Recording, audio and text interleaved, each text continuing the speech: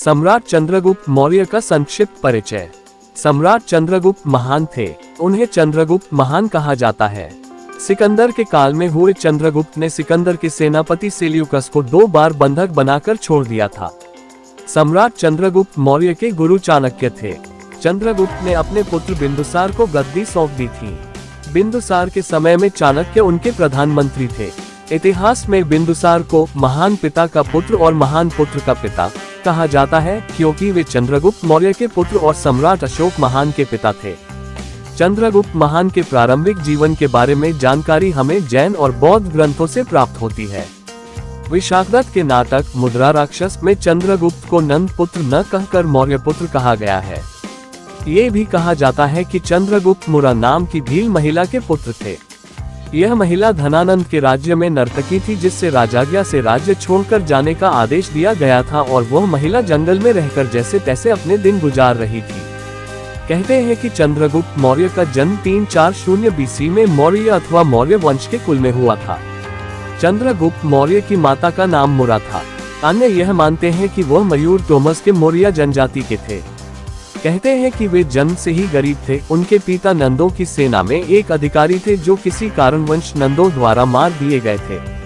उनके पिता की मौत उसके जन्म लेने से पहले ही हो गई थी। जब चंद्रगुप्त 10 वर्ष के थे तो उनकी मां मुरा का भी देहांत हो गया था और तब से उनकी परवरिश आचार्य चाणक्य ने की थी। चंद्रगुप्त के 3 विवाह हुए थे। उनकी प्रथम पत्नी का नाम दुर्धरा था। दुर्धरा से बिंदुसार का जन्म हुआ।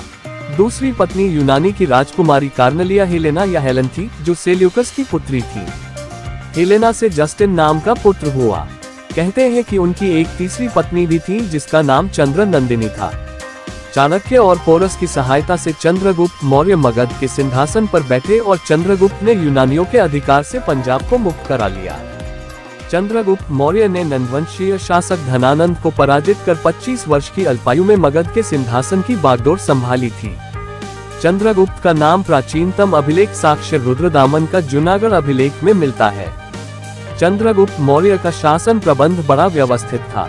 इसका परिचय यूनानी राजदूत मैक्सथनीज के विवरण और कौटिल्य के अर्थशास्त्र से मिलता है। चंद्रगुप्त मौर्य के काल में भारत एक शक्तिशाली राष्ट्र था। 18 महाजनपदों में बंटे भारत में उसका जनपद सबसे शक्तिशाली था।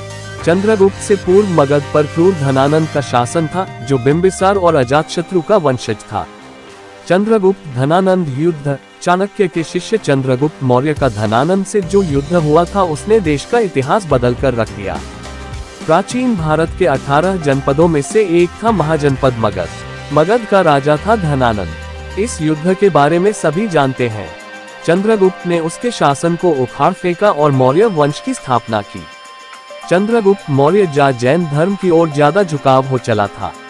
वे अपने अंतिम समय में अपने पुत्र बिंदुसार को राजपाट सौंपकर जनाचार्य भद्रबाहु से दीक्षा लेकर उनके साथ श्रवणबेला गोला मैसूर के पास चले गए थे तथा चंद्रगिरी पहाड़ी पर कायाक्लेश द्वारा 297 बीसी अपने प्राण त्याग दिए थे।